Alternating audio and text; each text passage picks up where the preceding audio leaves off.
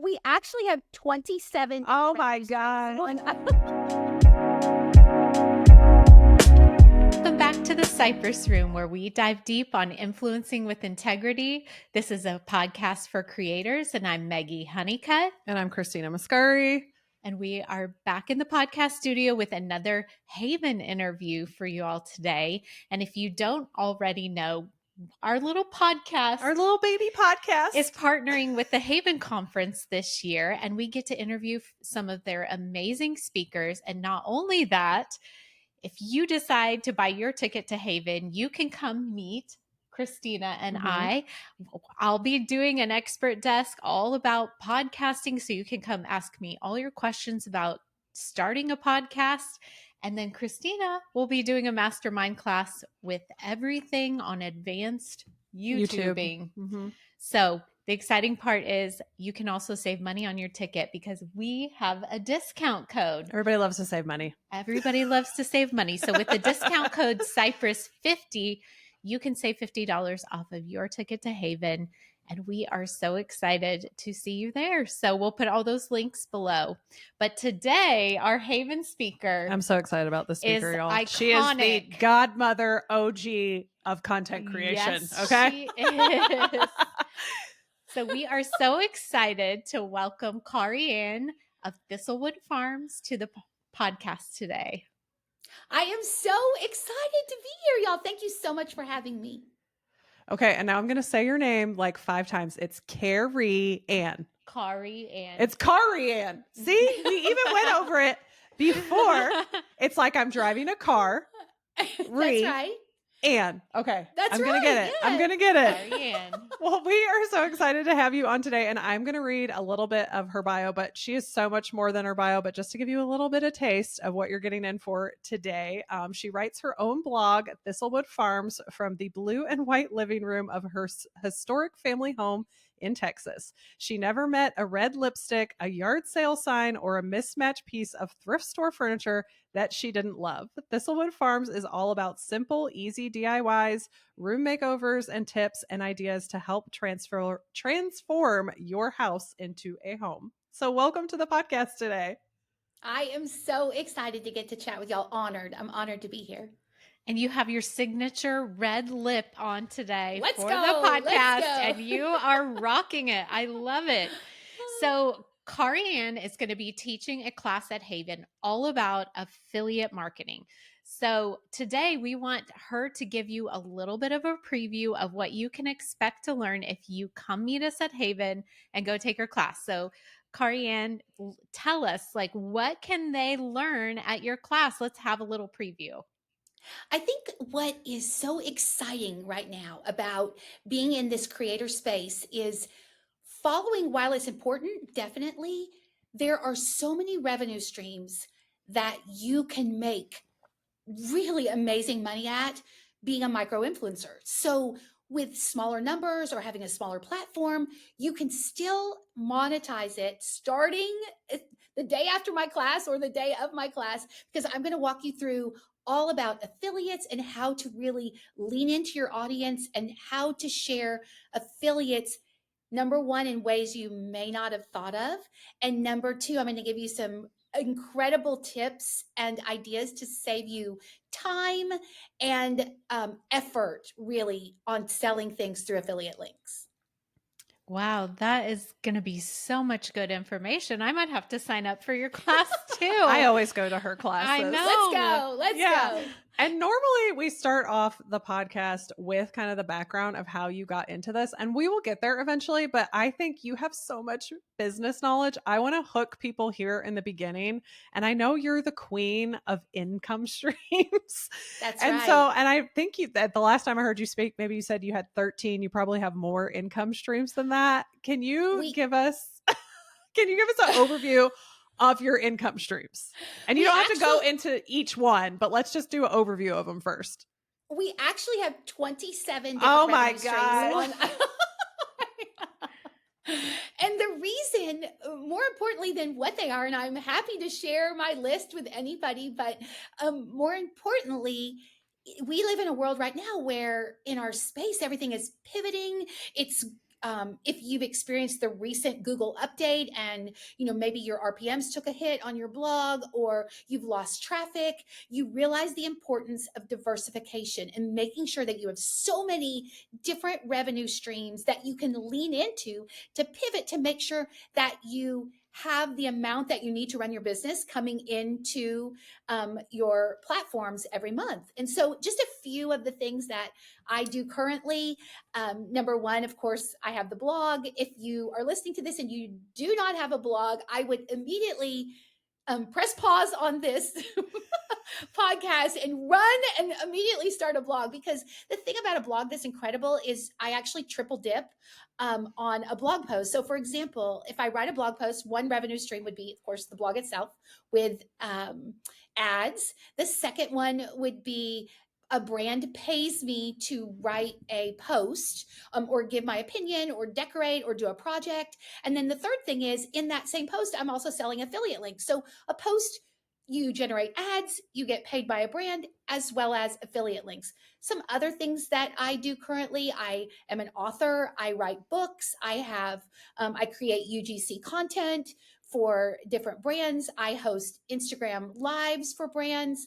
I do consulting for brands as a creator. I think that's an often overlooked stream that so many of us don't take advantage of. We are creators, we have knowledge, and there are so many startup companies right now that you can do consulting for those companies to represent the creator point of view. I also have a Facebook group that I talk about business and how to make money, and on and on and on. Those are just a few of the ways. Wow, that is really incredible. And as you say, 28 income streams. 27, only 27. 27. By the next time we talk to her, 28. she's going to have 28 by Haven. I just know it. But I'm curious, as far as your time, how you spend your time, is it kind of an 80-20 split? Like, are you spending 80% of your time in the top 3, the top 5 revenues? Tell us how that plays out and how you manage the time you're putting into all of those.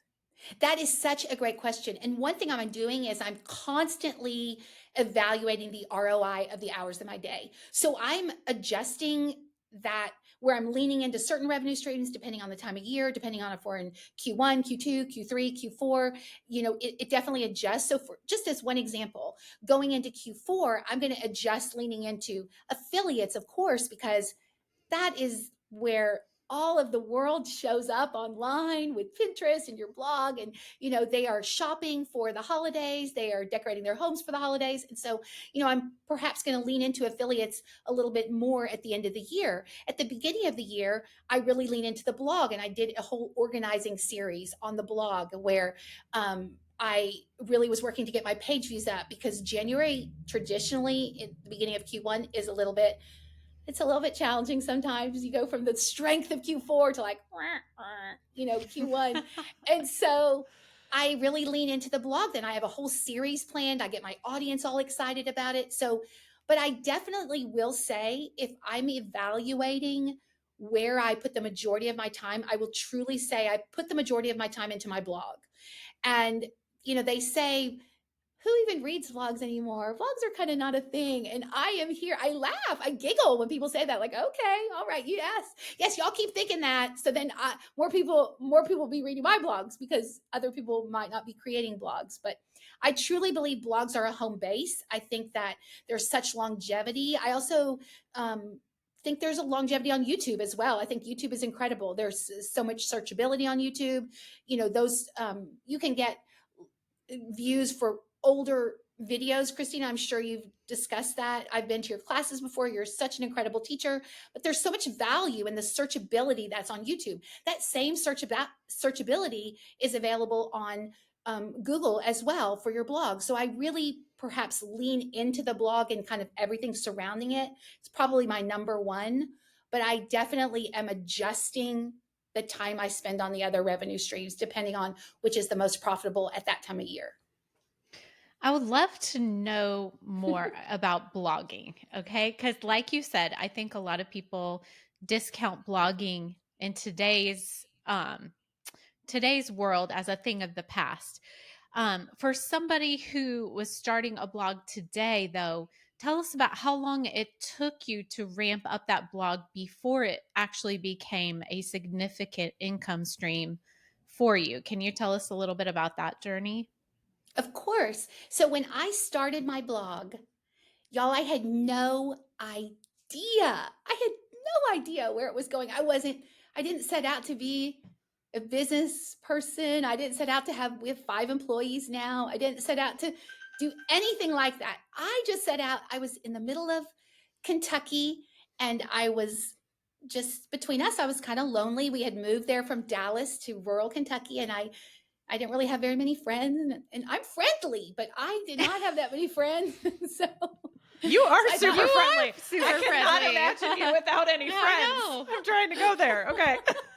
So, but I'm friendly, and so I thought, well, I'll just go online. There's some friendly people online, and so sure enough, I met an entire amazing group of this DIY community, and how special they all were. And it was like our blogs back then were our houses. Like I'd go visit you at your house. Oh, look how cute your house looks today. I love it, so cute. And then they would come visit my house, and we were just friends. No one was making any money. It was just a way of journaling things that were on our heart.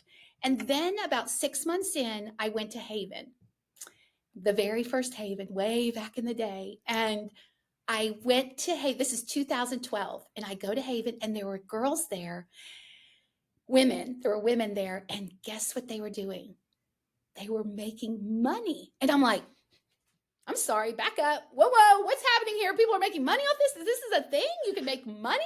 What in the world? So I left Haven, and I went back home, and the very first month I made $1,000, and I couldn't believe it. I realized the power of having an online platform and the revenue potential that was there. And really $1,000 was the least I ever made. From there, the sky was the limit after that. So that's where it started. That's amazing. That is amazing. And okay, if you don't mind me asking, and this is like a very long time ago, so it might not even be relevant today, but what did you make $1,000 off of? Was it ads that you put on your blog, or did you reach out to a brand? I'd love to hear. Okay, so here's what I did. It's actually, anyone can do this. And a lot of people overlook it as a potential revenue stream, but it's amazing. So I went back home, and I was so tiny. I think maybe my mom, my grandma, and like a few random people were following. I mean, I don't even know my numbers, but there was no one really watching, and so, or listening or reading. And so I thought, what could I do? So I have a marketing degree. So I'm like, you know what? I'm going to sell ads on the side of my blog to small businesses. So I reached out to some small businesses that were local. I also found some online, that were trying to promote themselves. And I said, hey, listen, I have this amazing opportunity. And of course, I don't go into like, I have 5 people following me. I say, I have this amazing opportunity for you. Like, I am now accepting ads on my blog. Like, this is your lucky day. And you can get in at the ground level, very affordable. And so the ads were $95 for 1 month, and it was $195 for 3 months. So you got a big free month in the middle. So of course, everybody did the 3 months. And I sent out 6 pitch letters. And of the 6 pitch letters, how many do you think said yes? Well, it 2. had to have been all 6. Did all 6? No. If you it made was 2. only 5. 5. Only 5. Okay, Oh, hey, that's pretty good odds. I should have done the math better in my head. It was only 5, but I got paid from them. And then also too, I did a sponsored campaign. It was the very first sponsored campaign after we left Haven. KariAnne was sending us out all a free can of spray paint. And I'm like, wait, hold on. I say to my friends, I think we can get paid. Like, let me try to pitch and see if we can get paid. They're like, oh, no, KariAnne, nobody is getting paid. I'm like, okay. So I contact the lady from KariAnne, and I say, thank you so much for the free can of spray paint. I'm so appreciative, but I have a great idea for you. There are 5 bloggers, and we're all going to get together, and we're going to take your can of spray paint, and we're going to do a spray paint project. We're going to introduce it to our readers. So 5 spray paint projects, introduce it to the readers, and then we're going to have a linky party showing all of the spray paint projects and have all of these people. So we could have hundreds of spray paint potential projects using your paint. And for this, like, I mean, it's going to cost you, okay? Like, it's big time, like 5 bloggers, a linky party. I mean, it's going to be $200 for that, okay? And the lady's like, oh, no problem. And then I go, I mean, we were planning on splitting it. I go, I mean, for each blogger. Okay. And then she goes, oh, no problem. So we all made a $200 our first that month plus the ads. So that's where the $1,000 came from. That's amazing. Wow. And just you having first of all, your friends are very lucky that you had the nerve and that you had the marketing background to know, like, what's the worst they can say? The worst they can say is no. And coming up with a pitch, going to a company with a specific pitch instead of just being like, I love your products. I'd love to work with you. You went with them to a specific pitch. You said, here's how much it would be. Here's what you're going to get out of it. Like, how would they say no to that? I know, and so, right? and not only did you learn something for you and be like, okay, well, next time I can ask more, or this worked, so I can implement it with other brands. You brought 4 people along for the journey. Yes, it was so much fun. And I think in my mind, people said, I can't believe you just approached a brand. And I was like, I don't know. I mean, I think I'm kind of amazing.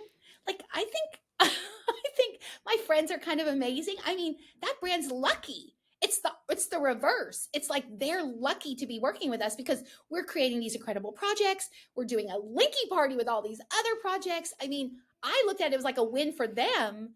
And then of course a win for us because we were getting paid, but I wasn't really nervous about it. I was actually like, I don't know, just excited. It was like a fun opportunity. Wow, that's so fun. I love that we're talking to you and that you're giving us a perspective and a peek into these income streams that maybe aren't as well known or as popular, but still valid, and showing that there are so many different ways that you can make money as a content creator. And just to spin off, your blog is a source of income. You also mentioned Facebook, which is one that we often don't talk a whole lot about too, but it can be a great revenue stream as well. So can you tell us how Facebook is a good income stream for you and what that entails? I do feel like, so first of all, I want to speak briefly into your point that you said, because I am so passionate about this. I feel like now in 2024, this month, I feel like there is more opportunity to make money online than there has ever been before. I feel like brands are stepping up. I feel like there are creative ways to make money. I feel like there are so many opportunities. I just think you have to kind of put your marketing hat on and think about things that you love and leaning into those things, and then almost working backwards, figuring out what you love to do and what is of interest to you, and then monetizing that rather than looking to see what other people are doing. Instead, lean into things that you love, that are on your heart, that you enjoy, and then figuring out clever ways, whether it's creating a Facebook group of like-minded people, whether it's, hosting a webinar where everyone pays $20 to come and join your webinar. There are so many opportunities. You just have to get a little bit creative. But speaking into Facebook, I think Facebook is like, I don't know, the social media platform that everyone forgot about. Like, everyone's leaning into TikTok and Instagram, and there's great. I'm over there too. I mean, I like being all the places and making friends on all the platforms. But Facebook, the thing I love about Facebook is they have a lot of disposable income, people that are on Facebook, and I am here to help them spend their disposable income. I agree. They don't have college. Most of their kids are out of college. They're at home. Like, they got a lot of free time, and they were savers. So they got a lot of money to spend now in their older year, and they want to enjoy themselves. And you're here to provide a service. I am here to celebrate them and help them, point them in the right direction of a beautiful pillow, a new candle, a fun way to, one of our most popular items that we were just promoting on Facebook is, I found this light that you can put under your stairs that's motion activated with batteries. So you just stick it on the wall. And so when you open the door, the light just comes on. What's funny is I installed it and kind of forgot about it. And yesterday I was reaching for a mop, and all of a sudden I was like, oh, whoa, the light. under the stairs. But there are so many opportunities, like just on Facebook, a few that come to mind. Number one, Facebook has an incredible, there's so many bonus programs on Facebook that the more you share content over there, Facebook will reach out to you. There are so many different types of bonus programs. So whether you're making money off your reels or videos or engaging with your audience, just be on the lookout over on Facebook on the monetization tab to see. There's probably some invitations that are over there right now that someone may have missed. The second thing I would say, going live on Facebook is so easy. They have the cutest filters, by the way, if anyone. But so fun filters, going live. I do a thing that it's like the most fun thing. It's called What I Bought Wednesday. There's another revenue stream. I share with people. It's just things I bought, things that are bringing me great joy. And so I'm like, hey, this is KariAnne. This is what I bought. I bought this fun light. I bought this fun pillow. And sometimes it's a tube of lipstick. Sometimes it's a rug. Sometimes it's a pillow. Sometimes it's, really cool face oil, like whatever I'm interested in. And I share those. I go over on Facebook and do a live of what I bought Wednesday, everything that I bought on, that week, and I share it on Facebook. Also, too, there's a lot of opportunity just to share affiliate links. You can do using a service. You can do a comment where people can leave a comment and it will DM you a message back. I know a lot of people do that on Instagram, but you can also do it on Facebook as well. And you might be listening and thinking, well, why would I do that on Facebook? Because you could just put the link. Unlike Instagram, you can just put the link. I don't understand people's buying behaviors, but people love commenting for a link. Like, they love it. I think they feel like they're getting to know you a little better. And so, I have so many posts where I'm telling you to comment this for a link or comment this for a link, which then increases your engagement on Facebook and increase your comments, which then allows your post to be seen more. So there's a lot of opportunity on Facebook. Now, when you're doing those Facebook comment for the link, do you have an automation in the background, or are you individually sending out those links? Oh, no. I have an automation. It's the same. I personally use Customer AI. There's so many of them that do it, but the one I use is Customer AI. I use it on my Instagram comment. Today, I think I'm sharing a book list. I said comment book for the list. And then over on Facebook, I think it's comment A50 for the link, maybe. I'm not sure. But yeah, it's the same service that I use for both. Okay, that's good to know, because I think a lot of people don't know that. And and yeah, there is an automation in the background that you don't actually have to individually send out those links. But I do find too, I'm using automation on Instagram. I haven't set it up on Facebook because I'm not as active on my Facebook as you are, but people heart the link when I send it to them instead of it just being out in the ethos and you don't knowing. So anytime anybody hearts the link or says thank you so much, I go in there and I respond to them and I interact with them because they engaged with me. And so it creates more of a relationship, which I never thought it would. Like, sharing links, you would think that would turn your audience off. Some people might think that, but I've actually been able to engage deeper and further with people by doing, this link automation thing. By actually using an AI tool, I have connected more with people. So for people who think AI is evil, it's actually helping me connect better with my audience. I love that. I also think too, when I send those automated DMs, I'm always acting as if, like, I don't just say, here is the item that you requested. Here is the link. I say, hey girl, what's going on? You having a good day? Hope you're having the most amazing day possible. You are such an incredible individual. You had asked, remember this thing that I shared about that I love so much? It's so incredible. It does this, it does this, it does this. Oh, and by the way, here's the link. So like when my DMs go out, they're probably a good paragraph of friendly chatter. Yeah, I can imagine. Yes. And it's totally on brand. So I love that. Let's go. So you are our second guest that we've had on that has so much longevity. We also had Erin Marshall from Live Pretty on a Penny on. And you guys Love both her. started out as bloggers and were some of the original people that were at like the very first Havens. And I love that you guys are still around and that you have adapted, because I know there's a lot of people that you started off with that didn't know how to transition from just like the blogging world and the linky parties. I know exactly what you're talking about because that's where I started off too. But some people probably have no idea what you're talking about. So I'd love for you to just speak on how you were able to adapt through the years, how you're still here today, because I think longevity in this space is very rare. And just talk to the person that, yeah, how did I do this? And how did I adapt and change? I think the amazing thing is not with Erin, who is literally one of my favorite people on this planet. With both of us, it's not even that we are still around. It's not even that we have longevity. We are thriving. We are better today than, at the heyday of blogging. I feel like my revenue streams are bringing in even more income than I could have ever imagined in my whole life. And it's because it goes back to one simple thing. And this is going to be like, hello, Captain Obvious, but it's the truth. I write the type of blog that I want to read, and I produce content that is interesting to me. So I don't jump on a lot of trends for things. Like, I just kind of do my own situation and I share things. So I'll give y'all a perfect example of this. About 3 years ago, in the middle of the pandemic, I lost 105 pounds. And so Wow, I was like, that's amazing. I know, right? Well, I put on a little bit, sitting around my couch, worrying and all of that stuff. I put on quite a bit of weight. And so I lost 105 pounds. And when I emerged, almost like from this chrysalis, like, oh, here I am, I've lost this weight. All of a sudden, fashion became so much fun to me in a way that it had not been fun before.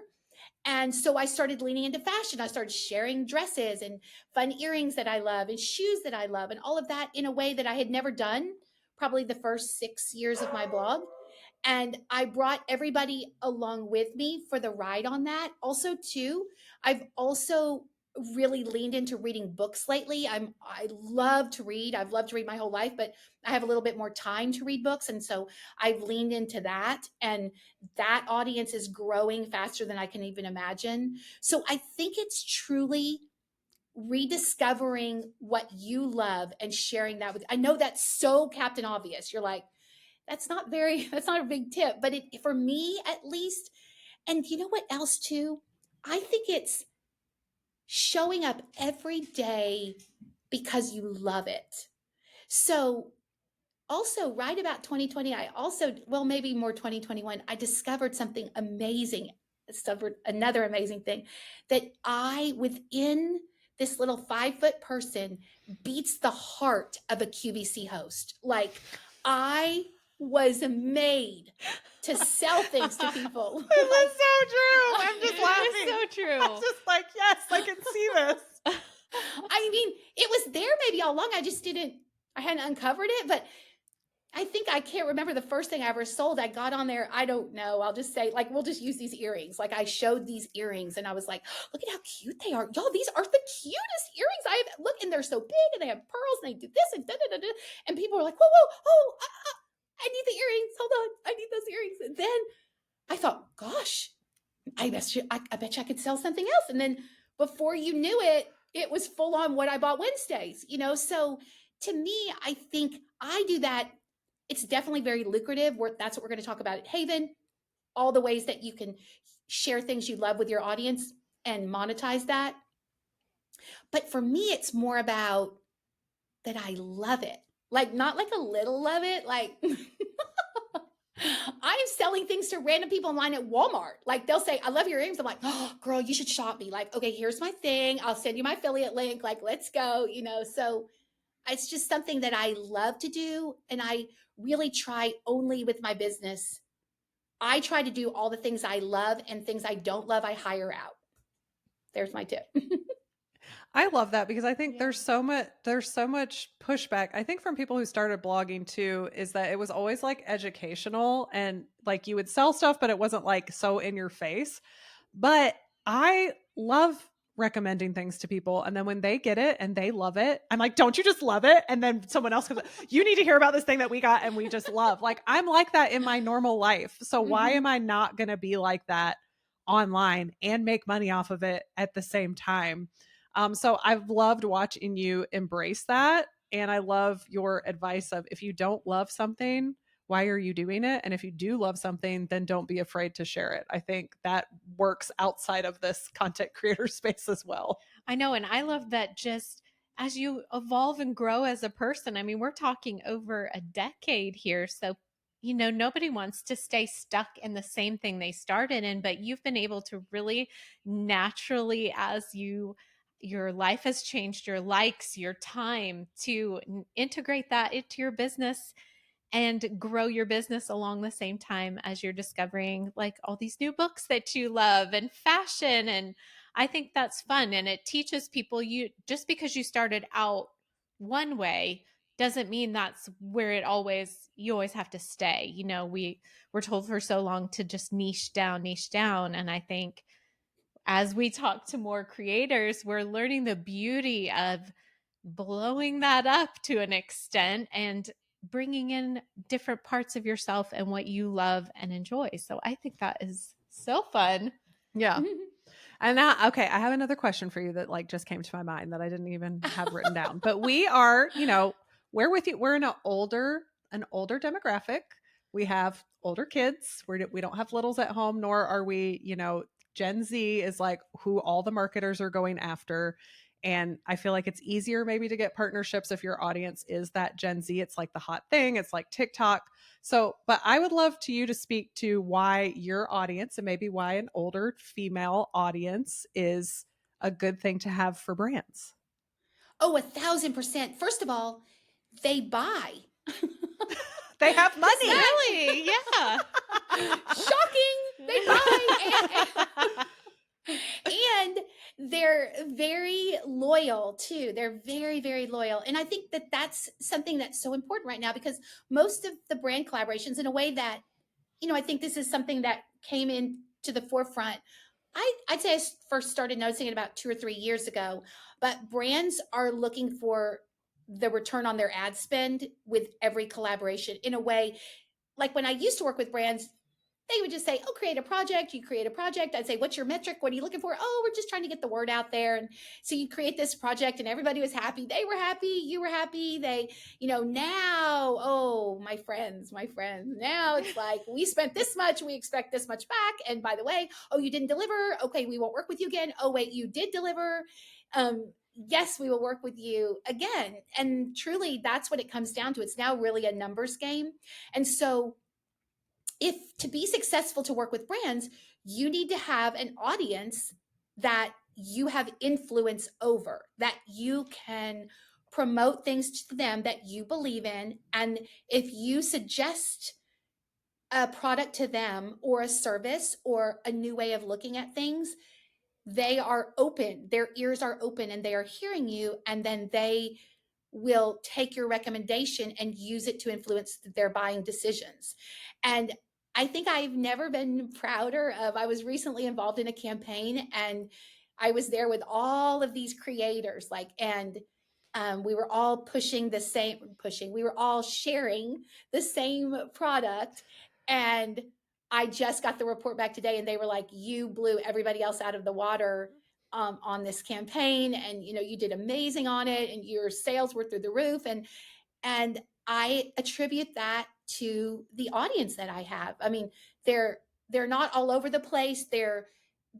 I think sometimes with younger audiences, they're so quick to go to the net. Oh, this is a podcast. I'm doing my fingers. That's okay. It's a video podcast Yeah. too. So you guys should be watching on YouTube so you can see her hand motions. If you're listening on audio, yes. jump over to YouTube because we're monetized over there. I'm swiping. Just pretend like I'm swiping. They're swiping and very quickly. Whereas I feel like maybe my readers, they have more of an attention span and they're very loyal and they listen. And I think that should be celebrated. I think it's never anything that I shy away from. I think in the brand space, I don't ever try to pretend like I'm something I'm not. I don't pretend like I have an audience that I don't. I have turned down so many campaigns because I'm like, this is not right for my audience. Sometimes it's based on price point. You know, I'll have someone reach out to me and The price, my audience is a thrifty audience, which good thing, because I'm thrifty too. So, I've had people reach out. I just had a very expensive furniture company reach out, and I had to say, I'm really sorry. I'm going to have to decline this, because it would be nice to have this beautiful piece of furniture. It would be nice to make money off of this, but I am not going to probably be able to deliver for you, because I don't think this will resonate with my audience. So I think you have to be smart about brand partnerships you take and lean into the audience that you have. Well, let's dig a little deeper into that, because getting your audience to have that buy-in with you takes some intentionality. Can you tell us what that looks like for you to create that connection with your audience so that they do have the buy-in, they trust the things that you recommend? Were there steps you intentionally have taken to create that kind of connection? I I think from the very beginning, I have approached this like, this is my community. This is my way back. I remember I was at a blogging conference once. It wasn't Haven, it was a different blogging conference, but and people there were saying, "Oh, can you believe so and so emailed me with a question?" Or, "Oh, can you believe they're bothering me with this? Can you believe?" And I always, from the very beginning, I always thought in my mind, okay, this is a customer of mine. This is a person that is part of my community. Of course, I'm going to lean into them. Of course, I'm going to ask them questions. Of course, I'm going to celebrate them. To me, I'm here for them, and I show up. If you leave a comment on my blog, I try. Now, there's a lot of comments, so I try very faithfully, but I spend a good hour and a half of my day answering comments with an email. So I email, if you leave a comment on my blog, I will try to send you a personalized email back. So recently I shared the book club list. It was all these books that you could read at your book club. And so many people sent me recommendations. I think there's hundreds of recommendations. And I went through and I was like, thank you for that recommendations. I'm adding it to list. Thank you for that recommendation. Oh, I've read this book. And leaning into that and having that, to Christina's point earlier, where she's saying, I'm having this dialogue with my community online on Instagram. I think we should be doing that on all the platforms, whether it's blogging, whether it's Instagram, whether it's YouTube, whatever your platform that you're kind of leaning into, make sure you're pouring in and developing a community over there. It's so important, because if you don't have that community, it's going to be very hard when you need your community, when you're asking something of them. If you haven't leaned in and celebrated them, it's going to be a hard ask, a much harder ask, if you haven't leaned into them already. That's such a good point, and it echoes another Haven speaker I can think about that we've had on the podcast, which is Kyle. I'm sure you know Kyle from Kyle Did It. And he was just talking about it yesterday in his stories and showing all of us. He was showing his whole audience. I think it was like 30,000 replies to his stories a month. And he was like, I do my best to go in and engage with all of those, but like one person cannot tackle 30,000, but he was like, I spend 1 to 2 hours. I think he said a week, or is it a day? A day. Oh my gosh. Okay. So he spends at least 1 hour to 2 hours in his DMs every day, but he has such a highly engaged audience. He only has, probably 150, maybe 170,000 followers on Instagram, but they are engaged. And guess what? He shared like his wife's dress the other day, and I think something like 10,000 people clicked on it. So wild. It shows you can't just be this huge account that has millions of followers and put a link out and expect everybody to click it, because if they're not feel connected to you in some sort of way, they're probably not going to click it. So when it seems like, oh, these things are mundane, you're actually creating a relationship and making them feel seen, which you should, because they took the time to comment on your stuff. So you should help make them feel seen. Even though I know sometimes with the numbers, it gets like a little daunting, but if you don't go in and ever do it, then you just got to chip away at it, I guess. Yeah. I just think, and I agree, I am obsessed with Kyle. Like, I think he is so funny and witty, and the way he presents things, like, he's just an incredible individual as well as a storyteller. But I think, okay, this is going to be so corny, so just prepare yourselves, okay? But there's a story that my dad used to tell me, and he said there was a guy once upon a time, and he was walking along a beach, and there were all these starfish all over the beach.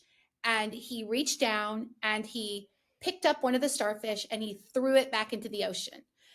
And then he walked a little bit farther and picked up another starfish and threw it back into the ocean. And there were hundreds and hundreds of starfish covering the beach. And this guy walks up and he says, "Hey, why are you doing this? Like, it doesn't even make a difference. Do you see all of these starfish around here? Like, it literally doesn't make a difference." And the guy reached down and he picked up a starfish and he threw it into the ocean and he said, "It made a difference to that one." Oh, And that is exactly how I feel about, I never get frustrated at comments because I think in my mind, we live in such a broken world. We live where people are, sometimes all they have is watching somebody make a cake or watch somebody laughing or watch somebody, that's all they have. Then they're clinging to that. And so sometimes when they're DMing you, they're nervous about DMing you. They're worried you're not going to respond. And I take those so seriously. I look at it like it's an honor because I think in my mind, that person, it made a difference. That comment made a difference to that person. And yes, we can't get to everybody. It's very hard sometimes, but I am going to give everything that I have to get to as many people and pour into them as much as I can. So it reminds me of, wait, one other thing it reminds me of a long time ago. I should do this again. I mean, I generally have a lot of joy in life. Like, I think I'm relatively, AI described me, just for the record, as a very joyful person. Okay. It's describing my photos. You know what? It got that right. It's accurate. Yes. It said AI was describing for my alt text, and it says, "This joyful woman is putting tulips in a vase." So I wrote a blog post once and I said, "Y'all, I have so much joy. Like, I have so much joy. Let me give you some of my joy. I'm going to give it to y'all. So I want you to comment in the comments of the blog." This was like 2013, I think, some long time ago. Comment in the comments of the blog something that you do. Like, are you a quilter? Are you a sewer? Are you a chef? Are you a painter? Are you an artist? And I said, leave it in the comments and I will bring you joy. So all these people, hundreds and hundreds and hundreds, I think there was like 600 comments. And I spent 2 days going through every single person on that thing. And I said, "You are the best quilter in the entire world. Like, I feel you, girl. Like, I see you. Your quilts are known far and wide around the land.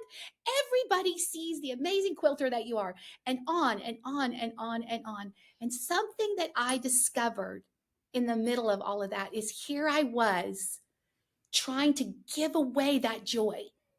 I was trying to give that joy to other people.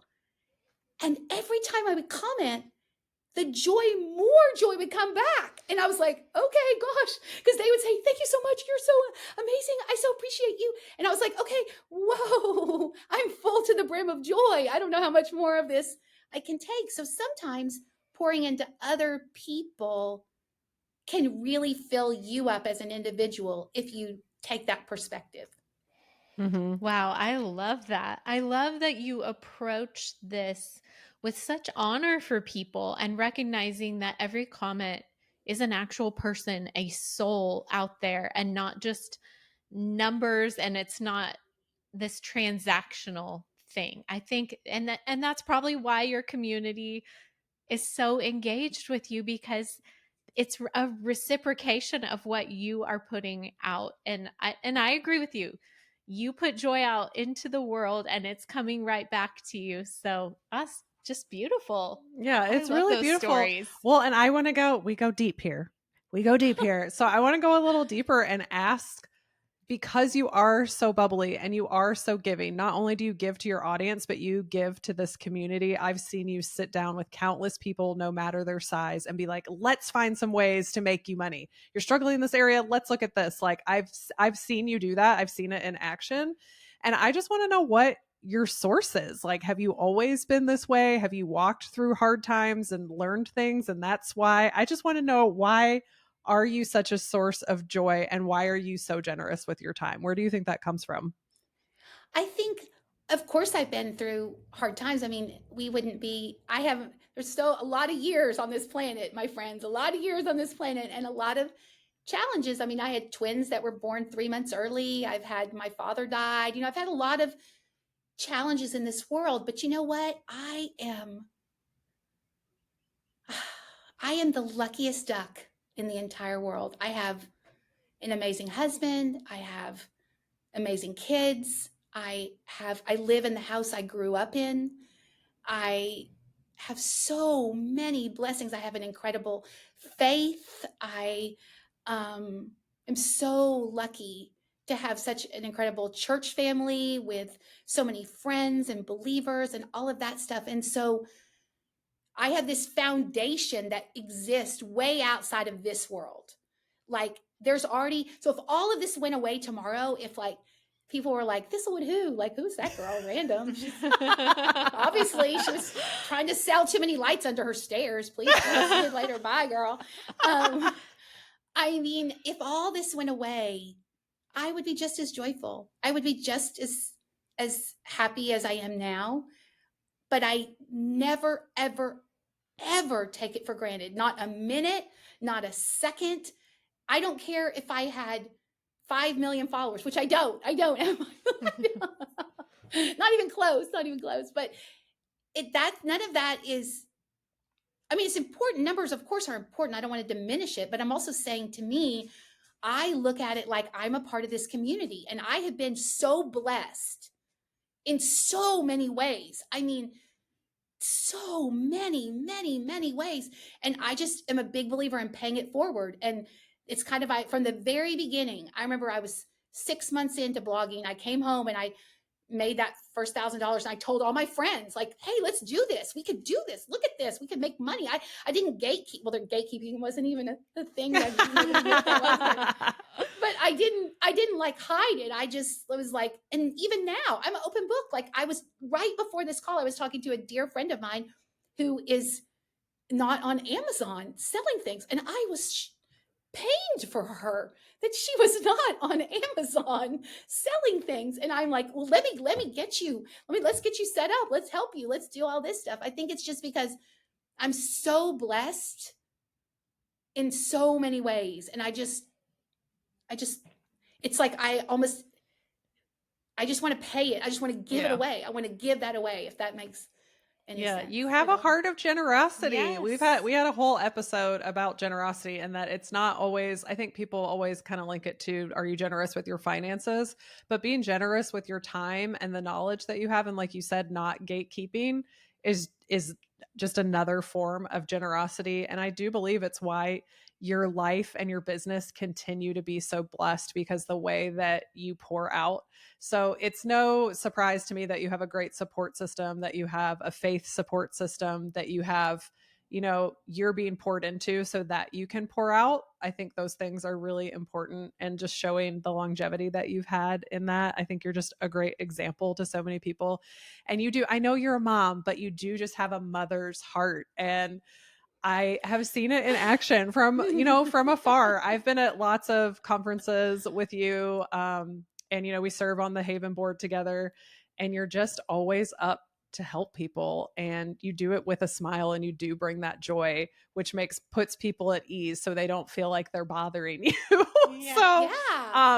I think that you've just been a real guiding light in this DIY space, in this industry, as content creators, and you've created a beautiful legacy. And, we always say to people, like, you're never going to know like how you've reached everybody or whatever, but I can physically see a lot of people that I know you've poured into and how successful they are today. And those people are pouring into other people. So I hope that you realize that, like, that you can open your eyes and look around and be like, oh, wow, like this hasn't just affected me and my family and my business, but look, I think especially within Haven, like there are some really healthy people in that area because you have poured into them. So I don't know if you know that or not. So I wanted to call that out. That means the world to, because I'm not doing it for that. I think it's weird. I didn't set out to do this. It was just like that first year at Haven, I just loved Haven so much. And I just think there's enough room for all of us. I guess that's a good way of saying it. There's enough room for everybody. Like, I think, and if you're better and I'm better, then we're all better. Somebody wise once told me, here you are, you can either rise by pushing other people down, or you can rise by lifting other people up. And that was like 10 years ago. And I just think in my mind, if y'all are better, like if your podcast is wildly successful and it's like incredible and you're like the top of the podcast charts, I know you. I'm like, those girls, I'm like amazed, like awesome. Like I only wish the best for you, you know? And so I think that if we all had that same attitude, I feel like we would all, especially as women content creators too, you know? I mean, I think that coming alongside each other as female business owners and supporting each other, I think there's a lot of gold in that as well. Yeah. And, I want you to expand a little bit because you've been involved with Haven for a long time and very involved. And I'd love for you to talk about why you continue to be involved and why you see conferences like Haven as so important for content creators. You know, it's interesting. So I've done so many different things at Haven. Like I was actually looking back and thinking of all the things that I've done. I've been in booths with brands. I've had my publisher had a booth for me for one of the books. I've had so many speaking opportunities. I've been the keynote speaker. I've done a lot of different things with Haven, but that's not even to me what I look for. I realized that every time I leave Haven, I come home with a win every single time. So I go to Haven and every single time I come, like one year I remember I started talking to the magazine people and that were there, and I got a magazine column from chatting with them. One year I had an in-depth conversation with Miriam from Home Talk, and I came home and I was their ambassador, and I've been their ambassador for 5 years now, you know? And one year I went there and, met Frog Tape and got in a very long-term relationship with Frog Tape, working with them for years and years and years, and on and on, and win and on, and made new friends and learned new people and met new opportunities. It's just like every time I come away from Haven, I come home with a win.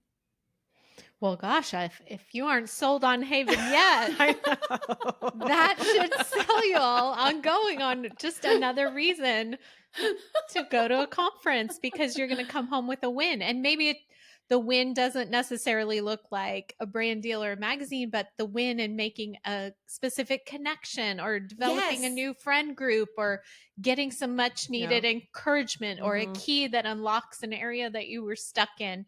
These are why we keep talking about the importance of investing in conferences and getting face-to-face with people. So, and be willing to go and not know what that thing is that you got out, and being able to leave and necessarily not knowing what the fruit is going to be. But it ties into this whole principle we've been talking about. If you invest in yourself, I know it's an investment. I'm not going to lie. It's going to cost you money to get there, to be at Haven. But if you invest in that and you go and you put yourself out there, there will be fruit. I can't guarantee you what it's going to be. I can't guarantee you what it's going to look like. I can't even guarantee you that it's going to happen within the first year of being there. But just from people who have gone and who have invested and continue to invest in events, whatever that looks like, there is always fruit. And if you're scared, you're going to know 3 people there that you can come and say, hey, I watched you guys on the podcast. You're the reason I'm here. And I know I'm going to give you a big hug. And KariAnne's going to give you a big hug. But Maggie might be like, and then she'll give you a big hug. She might be deer in headlights at first. But me and KariAnne are going to be like, that is right. Yes. Because we are like, we're on the same level with the energy level. That is right. And here's the thing. If y'all are nervous at all about Haven in any way, and you need a friend, I am raising my hand right here, because I will be there when you check in. I'm in charge of all the mentors. So I'm assigning mentors. So if you're listening to this and you're super interested in coming and you see the mentor list and there's somebody that you think that would be the perfect mentor, you can just email me or message me on Instagram and let me know, and I will put you in that person's group. So you already have. You got an inside track here, people. Look at this. I hope you made it this deep in the podcast, because you're getting something out of this today. So that way you can for sure, just feel like you have a safe place there. And also too, I'll be there at the front door greeting people and just making sure that everyone feels welcome. Because the one thing I do love about Haven too is the one thing, there's 40 things, but another thing I love about Haven is that there is it's such an inclusive conference. Like people come and you feel welcome from the second you walk into the door. Kristen works so hard to do that. And Christina, myself, I mean, we are here to make sure that you feel welcome. And, if you need somebody to sit by, for sure, come and sit by us, for sure. Absolutely. Well, we could keep talking to you for another hour, but we're going to cut it off here because we got, we need people to sign up and come meet us at Haven. Right. And I think I'm just going to say it now. We're probably going to have you back because you just have so many nuggets and we just love you so much. And again, I just want to honor you and thank you for your time today and just everything that you've done to pour into other creators, like women specifically. And just say thank you for just leading the way and leading the charge. And we love you so much. We do. Oh, I love y'all too. Y'all are so sweet. Well, and now we get to do something that we all love doing is sharing our favorite things. We're going to transition into favorite things. So who wants to go first? Well, let's start with our guest. Can you share with us your favorite thing? I know you have so many. It was really hard to narrow it down, y'all. I was like, which category? Oh my goodness. But my new favorite thing is this pillow cover that I found on Amazon. And it looks so high end. I don't want to even say the brand, but it looks like a very, very high end brand that costs a lot of money. And this pillow cover is 1/8 of the price. The quality is amazing. It has the cutest little embroidered tulips on there, and it's blue and white. Like, let's go. Like, very that's on her brand. Signature. That is her signature thing. If you guys don't know, if you're watching her for the first time, blue and white is her signature. Yes, I love it. We'll have to check that out. My favorite thing this week is a hair tool. I saw all the girlies on TikTok talking about their 3-barrel wavers. Okay, I used to have one of these. I know. Are they back? Oh, they They're totally back. are because Y2K is in, totally isn't back. it? That's why they're back. So I got a 3-barrel waver and I've been trying it out. I still need some more practice, but I think it's going to be my summer hair. Okay, because it gives you like beach I waves. love It's like mermaid beach waves, which conceals, like, here in Tennessee, it gets very hot and humid and my hair gets a little bit like frizzy. And so I love that using that, my hair has some shape, but like, kind of beachy. Nice. So I'm loving it. I need some more Now, practice, but I'm liking it. Wait, now can I just lean in for a second because I did see the best tip on TikTok. I'm not joking you. They say when you use those, now I've not used it, okay, but I'm just saying this is my TikTok advice. They flip the barrel different ways, so your waves are different. Oh, see, I'm gonna have to try that. We should have a little party, you guys, at Haven where we all get together and try our beach hair. Because the warning, if you're coming to Haven and you've never been in humidity before, your hair is going to fall flat. Yeah. You're going to have to go, if you curl your hair with the curling iron, you're going to have to go back to your room and touch it up. Probably at lunch and at dinner. Yes. It just... It's true. So maybe we should have a barrel. What is it called? 3-barrel? 3-barrel... iron. I'm not sure. Beach wave. No, it's not a beach waver. It is like a 3-barrel waver. Okay, iron. Nice. Perfect. Okay, so I was going to do one and I'm just switching gears because I'm just thinking about it. I'm going to switch gears. So, and I had my friends commented on this. I did a beach trip with girls lately and I put lashes on and they're like, will you teach us how to do lashes? It's like so hard. And I have only one lash that I use, and I think it's why it's so easy. It's very natural, and it's affordable. Hello, we're on brand today. It's affordable. Yes. So it's the Ardell Demi Wispy is what you have to look for. And they are available on Amazon. We will link them. So they are affordable. I think you get 5 or 6 in a pack for under $10. And I just use them once because they're so affordable. Yeah, the key is I use duo glue. I use the black glue. And I cut the back probably 1/4 of them off. So I make them a lot shorter. So they only come to the center of my pupil. And then I allow my natural lash to kind of fill in that tapered shape. And because they're demi, they go from really short to longer. So it's just a more natural look. We always wear them on the podcast. Yeah, I have mine on now. And they're super easy to get on. I even have a reel about how I put them on. And if I can do it, I believe anybody can do it. So it just gives you that extra boost. Like if you're going out at night or if you're on camera, it just gives your lashes a little oomph without looking, I still think they look really natural, and I think anybody can do it, and they're affordable. So they're a win-win. Yes. Great. I would love them to be an official sponsor of the podcast because I wear them on every single podcast. Yes, and I do too. They're the best.